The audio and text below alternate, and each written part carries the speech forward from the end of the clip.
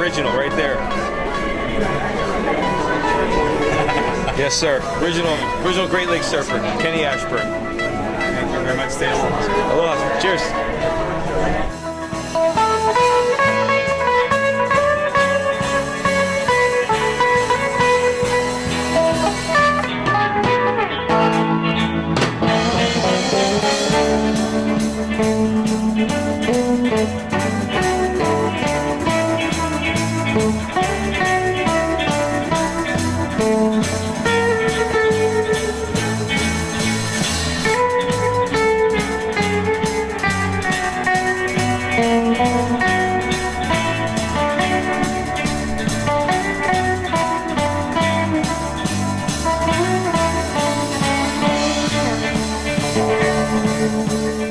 I'm Al from Makaha Art Gallery, and we're here today with Randy's special, unannounced, almost unannounced, first only surf memorabilia show here next on Ward Street. The Makaha Art Gallery specializes in vintage Hawaiian and surfing memorabilia.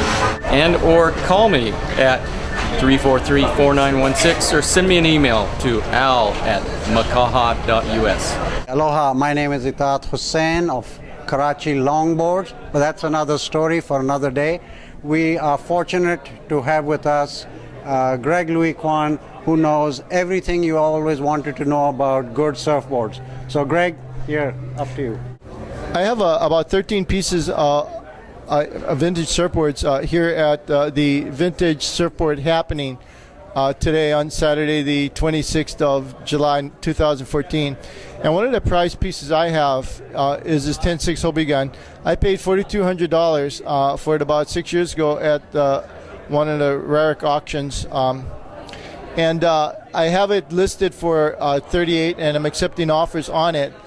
This is a very rare board, 10.6 Hobie gun. I bought it because it so reminded me of the 80 Cal 1967 Waimea gunshot.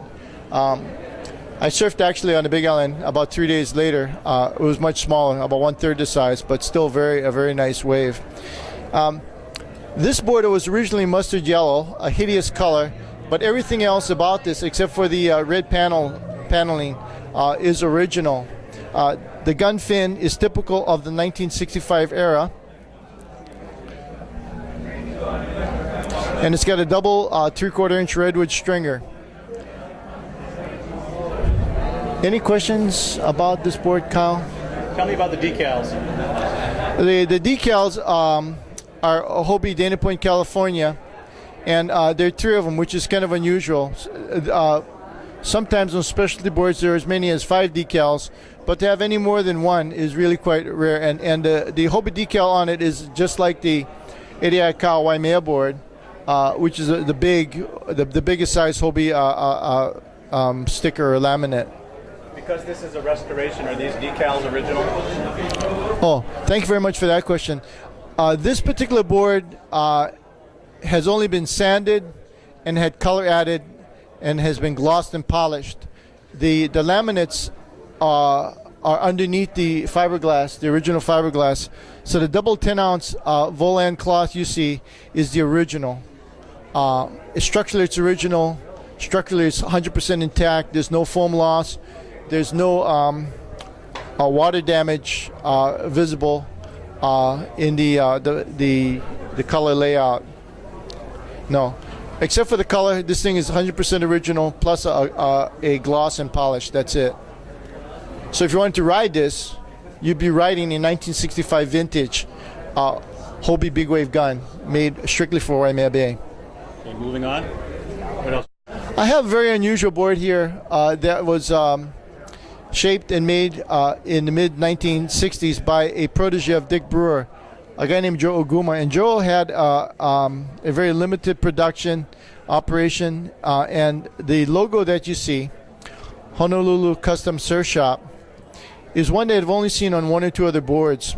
Joe Green had a couple of pieces at his shop that were in dire need of restoration. This particular board has had a full glass-off restoration done by Kip Okamoto of Mokuleia under the supervision of Randy Rarick. Randy would have done the the original fiberglass removal and the cleaning up of the shape, and Kip would have done the glassing.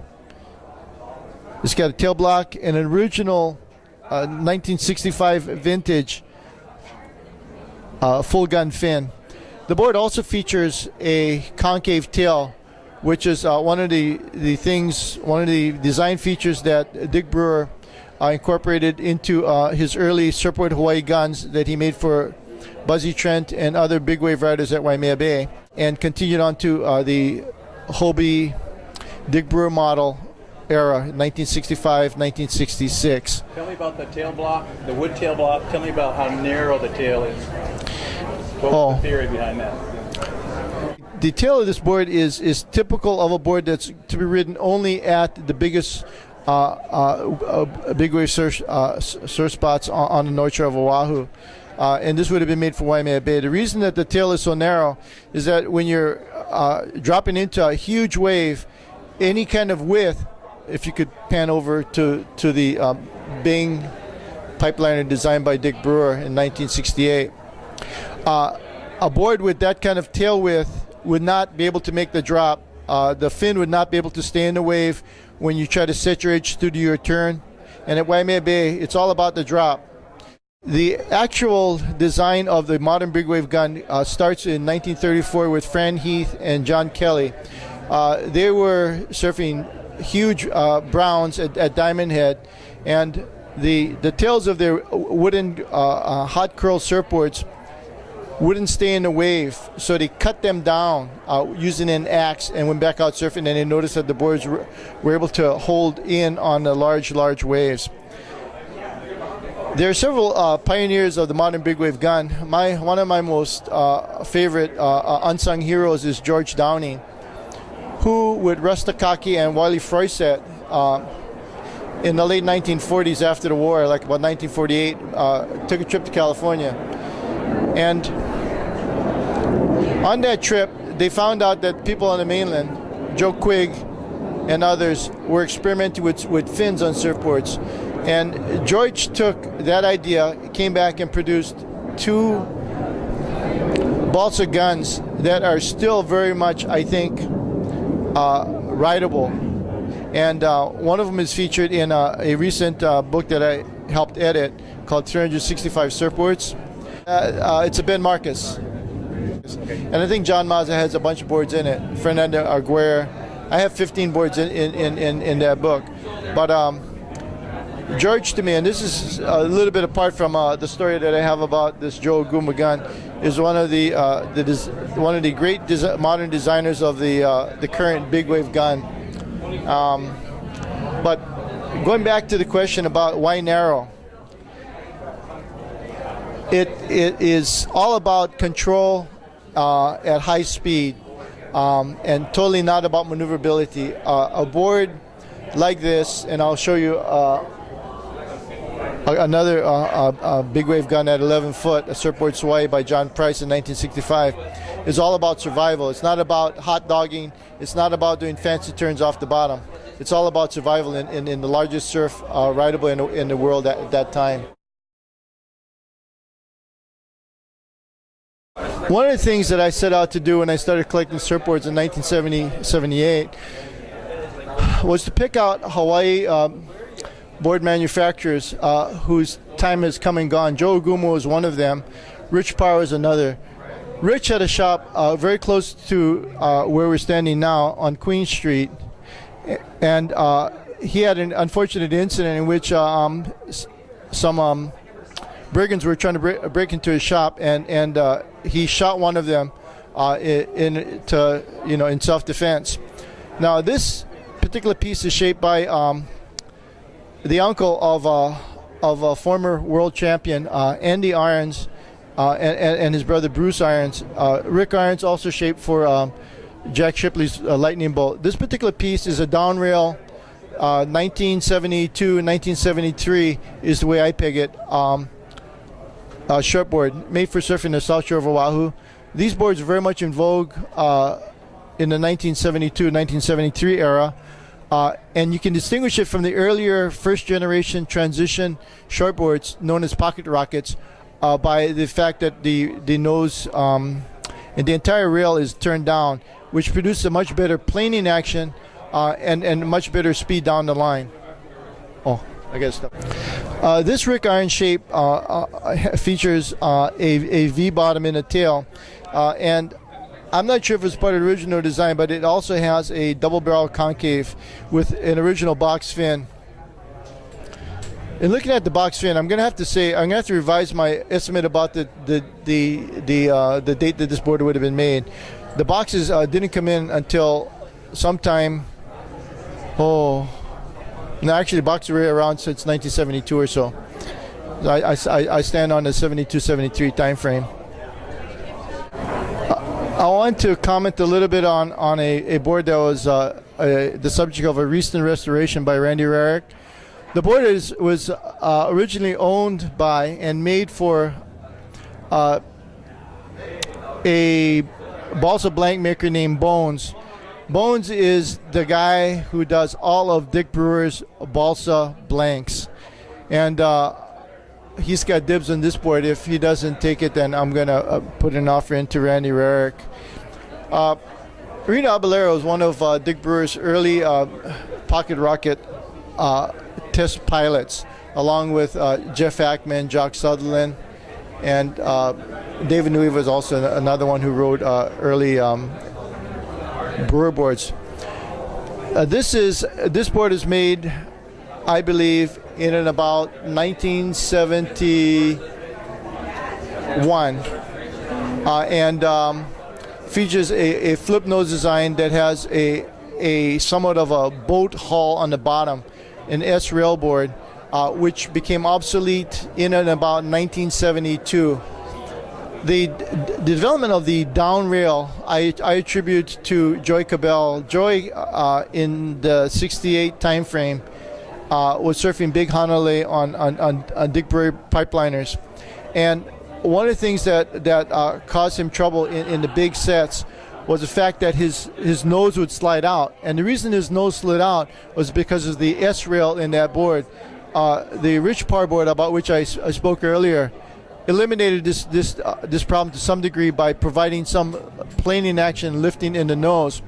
But nonetheless, to me, the transition era, heralded by the finals World Puerto Rico Contest performance by Reno Abellero on his 6.7 Dick Brewer board, represents an important part of the development of the modern shortboard.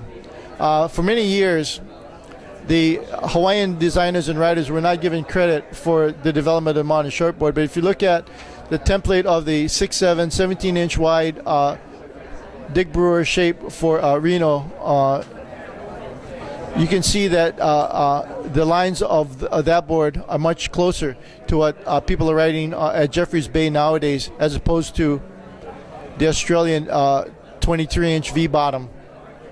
A 50-50 rail, like this Hobie board from the mid-1950s, the fin represents the removable fin that you see here with the bolt-through deck. First appeared in 1965. At that time, surfboards were typically 50-50 rail. In other words, if you put a board on a table and you looked at it from the side, you would see that a rail line is about 50-50, halfway between the bottom and the top. Now, drawing your attention to this particular board, the Rich Par, made in about 72, 73, it has a down rail. In other words, the top of the board is domed and the bottom is relatively flat. Now, this configuration is generally what is currently used today, with a few minor touches on what's called a tucked under edge, and a bunch of other modifications about the concaves in the bottom.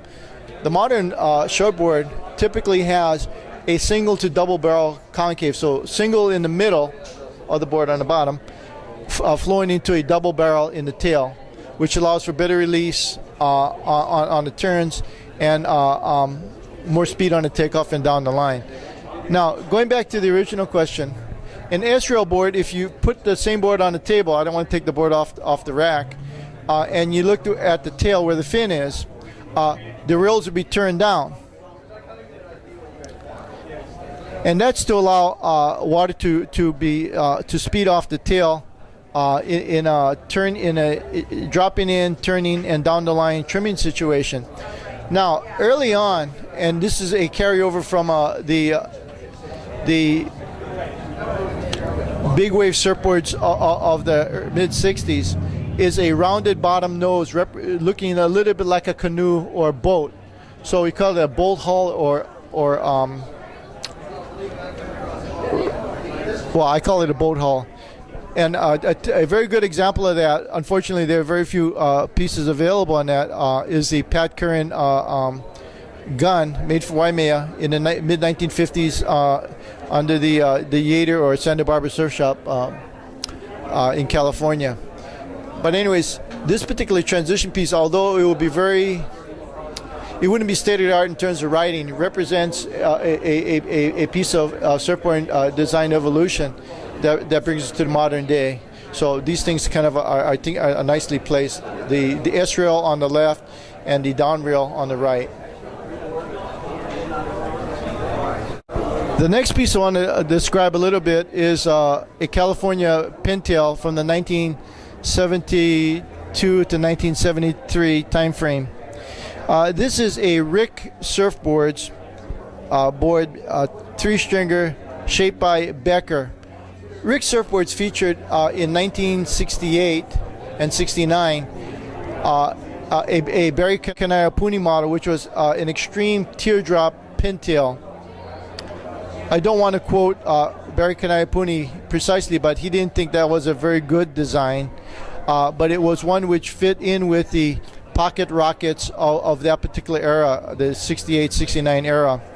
Now, within the next couple of years, and I'm going to comment a little bit about the rail line. This is a 1973, 1974 vintage Rick surfboards, and the reason I can say that it's at least past 1971 is because this particular board has a full turn down rail throughout the entire board, representing a kind of a modern rail line, and the surface finish is yellow tint in the lamination, and done in the Rick, California factory.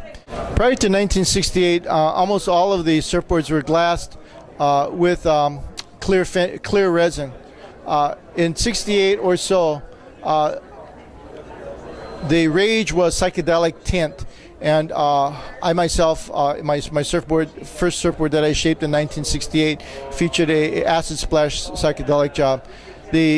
The color lamination you see in the bottom and in the rail, this is called a tiger stripe, and this is typical of the 1968 era, and it made things a little more complicated because in addition to having to cut the color on the bottom that's lapped onto the top, you'd also want to, in a deluxe type of model, also tint the deck.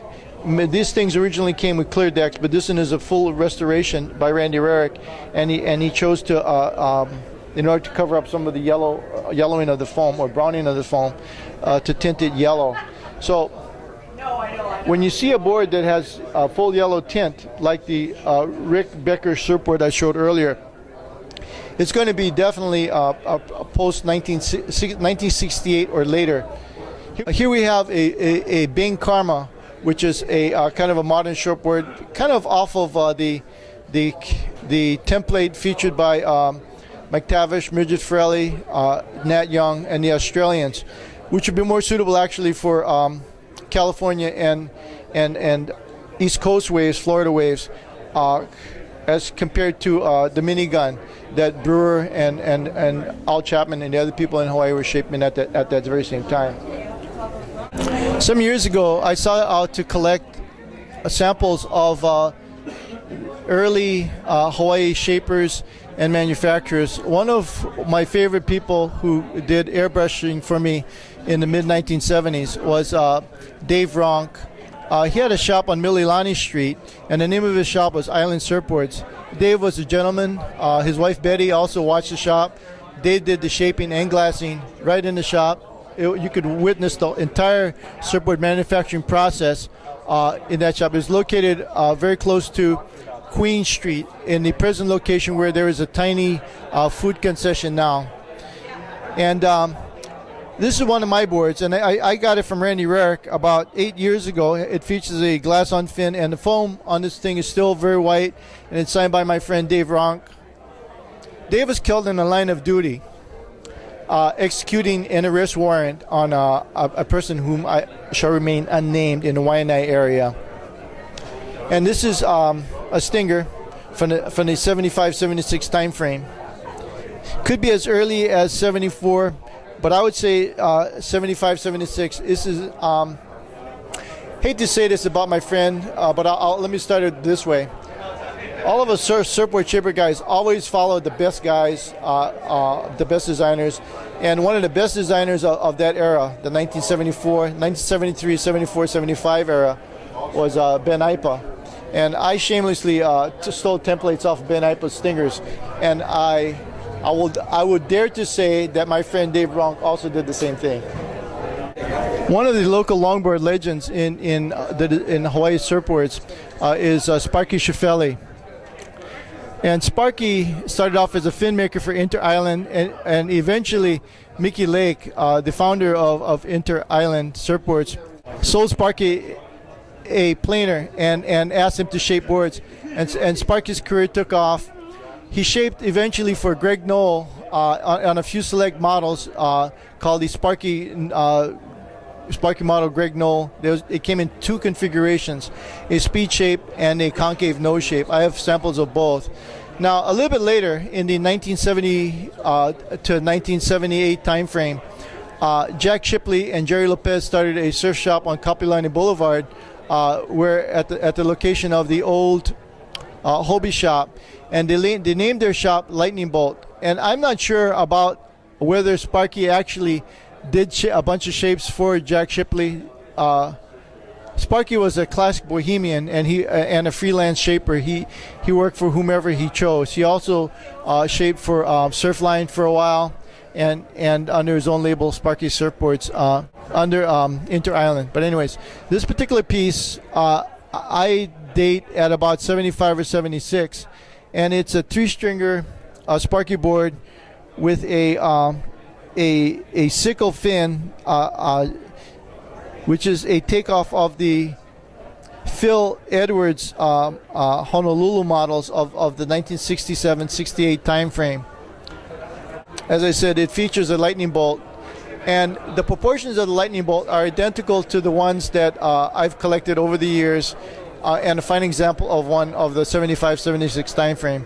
The glass job is professional. I don't know if Calvin Smito is doing the glass jobs for Sparky as of that early date, and Alvin is still still doing inter-island surfboard fiberglassing for the current owner, Barry Morrison. Let's go see this other Sparky.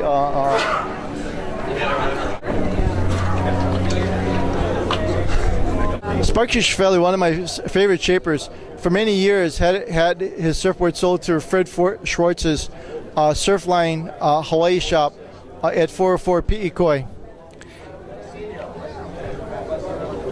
And this particular board is a full pintail gun, 8'2" in length, with a Randy Rarick restoration, one of the best works that I've seen of Randy's works. And this board is absolutely flawless in terms of the restoration. It features a glass-on fin, and Sparky was the most sought-after shaper of his era. The next piece that I want to describe is a John Price 1965-1966 vintage a big wave gun, 11 foot in length, the largest length made for surfboards at that time. The board is signed here by John Price. Once you get it dialed in, it doesn't take long. You just got to do it, and if you got a good wave, it doesn't take long. And features an S-rail surfboard, about which I earlier described. Down rail somewhat in the tail, going to 50-50, and moving into a boat nose in the front. It was believed, and the earliest big wave pioneers, well, not the earliest, but one of the earliest big wave pioneers is Buzzy Trent. And Buzzy Trent believed that in order to ride big waves, you had to first get in. And the boat nose was designed to cut through the chop of big open ocean waves and to get into these monsters. And that's why John Price built this board.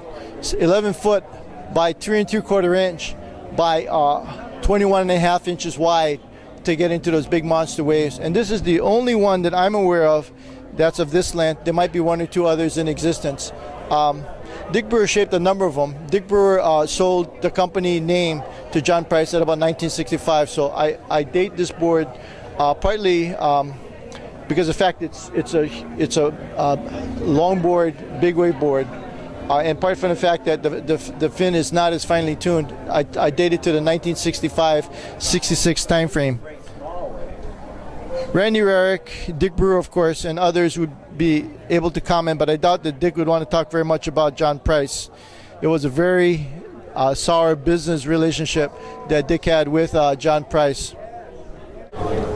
These are two Surfboard Hawaii big wave guns. One is signed by John Price, the other is unsigned. The one that's unsigned might have been made by Mike Diffenderfer or Dick Brewer. Both feature big wave fins at the time, which are very shallow. I'm going to say 8 inches or less, and fairly wide. From the tip of the front tip of the fin to the trailing edge, you're looking at about 12 or 13 inches, as opposed to something that's closer to 6 to 8 inches on a modern on a longboard made for smaller waves of that same era.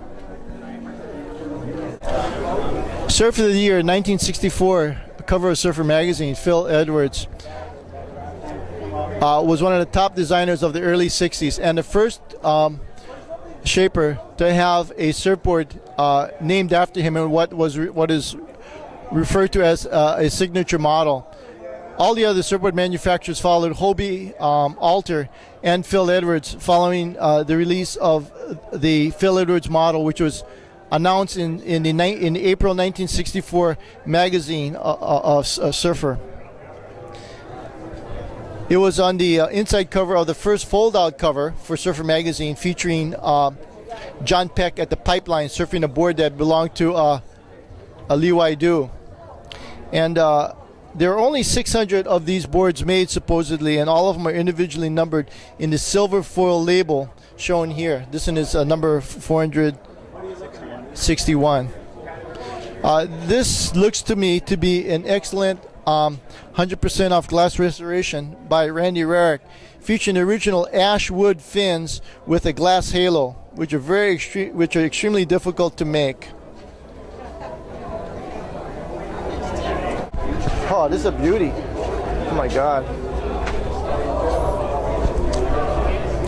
Hobie Alter featured many different surfboard riders as in his signature model series. One was Joyce Hoffman, of which very few were made. Another was Leroy Choi, of which very, very few were made.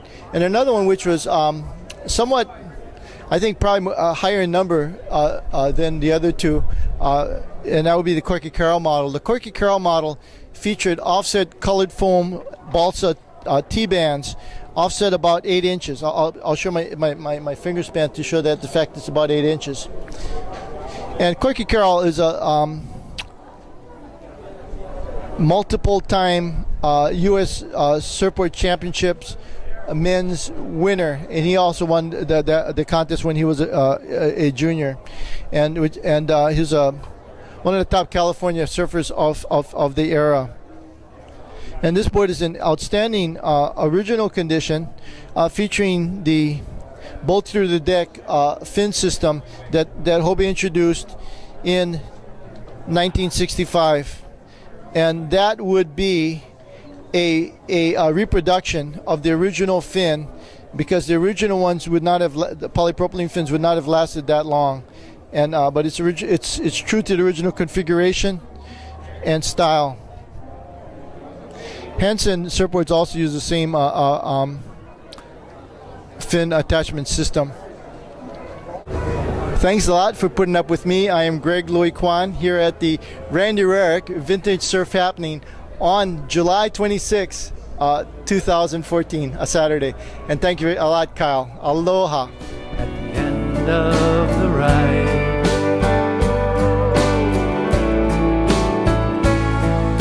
a sunset at night, a birthday surprise, that feeling when your hand touches mine. These are the things that mean so much more.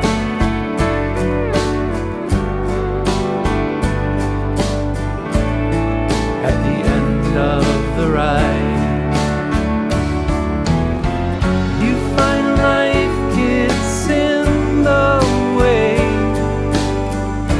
with every plan that you try to make, and you worry about what you can't change, but in the end it's just those simple things,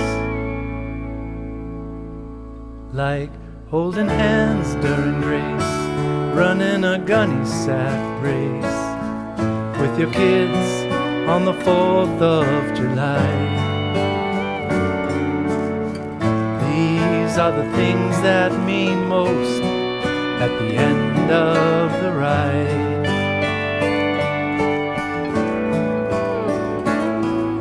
A sunset at night, a birthday surprise, that feeling when your hand touches mine.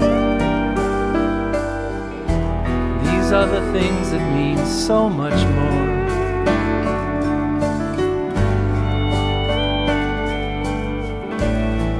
At the end of the ride.